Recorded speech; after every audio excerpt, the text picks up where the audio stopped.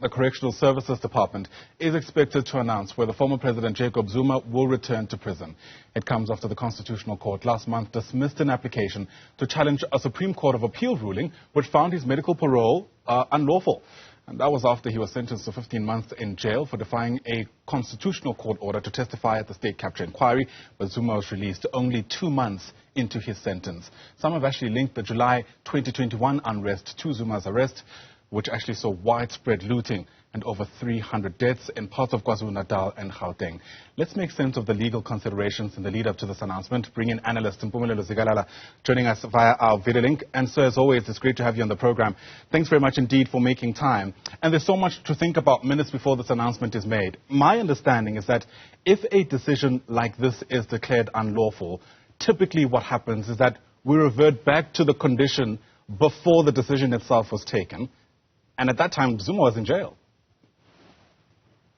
Yes, he was, but he was released on parole. Now, there are different stages in which a person can then be released. You can be a detainee, yes, I agree, but you can be a detainee in different phases on different premises of the prison. You can be a detainee within the correctional services in the prison, or be a detainee who was on parole, was on medical parole, on community supervision. So what is important is that the court has declared the releasing of the former president on medical parole as being unlawful. So it means you must revert back to the situation you would have been had it been that parole had not been granted, meaning go back to prison and stay within those prison walls up until a decision has been taken upon you.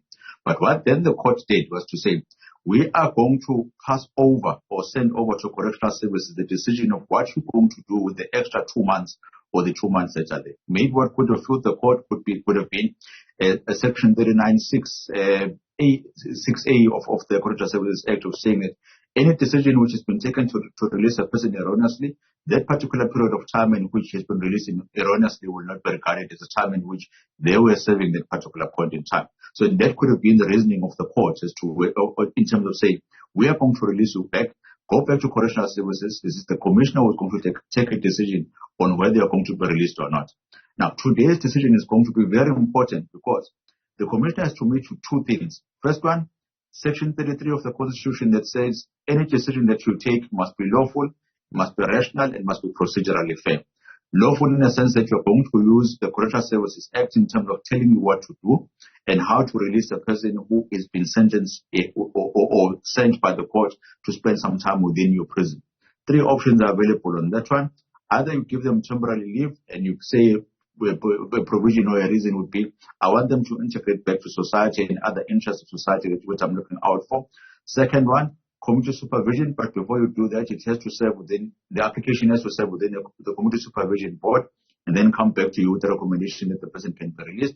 And the third one is the famous one, which is parole, serve within the parole board and come back to you stating that a person is a candidate to be released on parole. The problem with the last two, before you take a decision, it must go within the parole board. The decision to release someone does not rest on you as a commissioner alone. The Court has stated to us before. So it is on that basis in which we are waiting for this decision to make sure, or the decision that we are waiting for must be able to pass Section 33 of our Constitution and also the Correctional Services Act. Say Zuma is now eligible for parole according to the correct procedures, right? My understanding once again is that he'd actually have to be in jail to apply for that parole anyway. Definitely. That's why your application then goes to the parole board. So it is not a decision which is taken by the commissioner alone. It's taken by the commissioner in conjunction or after consulting the parole board, after an application has been made, after all the processes have been followed to the T. Which is why it is not a desirable sort of option to use if you do not want the former president to go back to jail. The most desirable one is to say, let me grant you temporal leave. I have the power, the sole mandate of being able to do that as a commissioner. And the reason in which I'm going to advance for that, because my decision must be a rational one, is that I want you to integrate back into the community in a proper manner. Now, there's no distinction or prescribed way of how that particular process should be. So the person engaging in community activities, take your political activism, for example, your NGO activities which are taking place, any other community engagements which are taking place, could be used as reasons of saying that you are integrating back into the community as a former detainee. And on that basis, that is how the decision is going to be taken. Anything else which is outside the bounds of the Correctional Services Act, the chances are you are going to find an aggrieved party who's going to go to court and say that the decision which has been taken by the commissioner is an unlawful one, revert back, and we'll find ourselves back in this situation in a few months' time. Even if we were to take that third path of this reprieve, how do you reckon that will look for an 81-year-old who we're told is battling ill health? I don't see what kind of integration into the community he might be able to make. At least that's the argument I can hear people making. Now, it depends on the manner or the type of activity that he's engaging in. If you have an 81-year-old who then says, I'm going to try and make sure that there's social cohesion within the community of KZN. I'm going to make sure that there's integration between traditional leadership and the government of KZN. And I'm going to be actively involved in trying to solve issues of where I come from and any other community in which I'm called to do.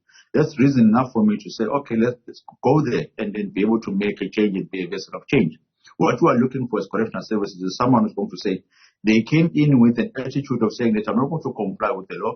They are living out here with an attitude of saying that I want to be a vessel of change and inform people of the dangers of not being able to follow the instructions which are issued by the court. So it's those type of discussions that have to be stated. And I would have assumed that when the commissioner was calling for those reports or maybe submissions from interested parties, the type of submission that would have came from the former president would have been that to say, look at where I am, look at how I've changed, and look at what the potential or the benefit that I come with if I'm released under this temporary leave.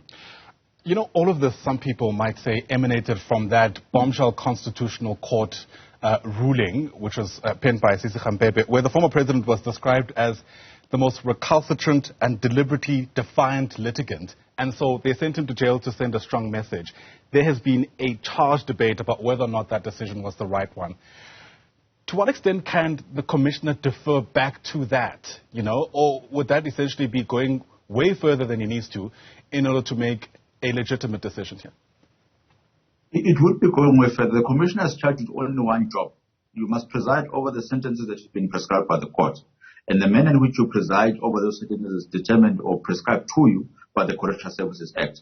So when a person comes in, regardless of what they've done, the only thing in which you are looking at is, let me look at the time period when this person is serving here, and then I will take it from there. Yes, I will take into consideration the offense that you came in with, because that's the type of wrongful mind or wrongful thinking that I need to change. But other than that, I simply preside over those proceedings, and I'm not going to take into account anything else other than the presiding of the proceedings in which I've been given over.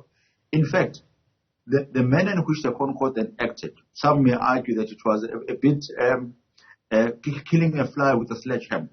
In most instances, whenever a person has been described or found guilty of being in contempt of court, you are given an opportunity to remedy that particular contempt, and if you fail to remedy that contempt, only then does prison sentence then actually follow. I think that's the first time in which the former president was dealt sort of a hard blow by the court. The second time is this matter that we're speaking to now.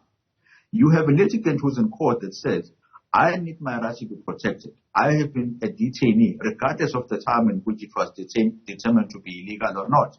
And on that basis, I did not release myself. I simply submitted an application. And in the submission of that application, I was given the green light to then go from prison. If you look at it from the core perspective and comprehensiveness, I still was not a free individual, because I couldn't wake up and say, I want to go on holiday in Cape Town or Dubai or any other place in Africa, because I still have to subscribe and answer to the correctional services. So indirectly, what this decision or the decision of the court actually stated was that there's a possibility of an extra 2 months being added to your prison sentence, regardless of the fact that you are responsible for it or not. Now, in a basis or in an instance where you have the highest court in the land taking a decision, it's my personal view that the court should have said, we are going to go an extra mile in order to protect your right only on this particular case. Ordinarily, this is the rule that follows. Any decision which is taken goes back to the decision maker. But in this instance, we are going to determine and say what's going to happen within your prison sentence. You are eligible in front of this court, and you are obligated to protect you. Look, I don't expect this to be addressed today, but surely something ought to be said about Arthur Fraser as well, who, again, some people might say is the individual who got us into what may be seen as a quagmire. What we know so far is that he allegedly went against the recommendation of the Medical Parole Board to grant this medical parole to begin with. What kind of sanction, legally speaking, should he be facing? I think other than the decision being declared as being unlawful and the punishment in terms of the finances, there's no other sanction that you can be able to render in this particular case. Unfortunately, that's where it ends for him. So it's one of those maybe justice-seeking questions that maybe the court should reconsider at a later stage. However, he was simply applying his mind as a person who was employed or appointed as a commissioner. He took a wrong decision. That wrong decision was overturned. Anything else that needs to be punished is either on the finances side, but with him being sent to prison, being charged of a certain offense, unfortunately, there's no provision in our law that allows for that to happen. Mpumelelo Zikalala, always great speaking to you, sir. Thanks very much indeed for helping us connect the dots.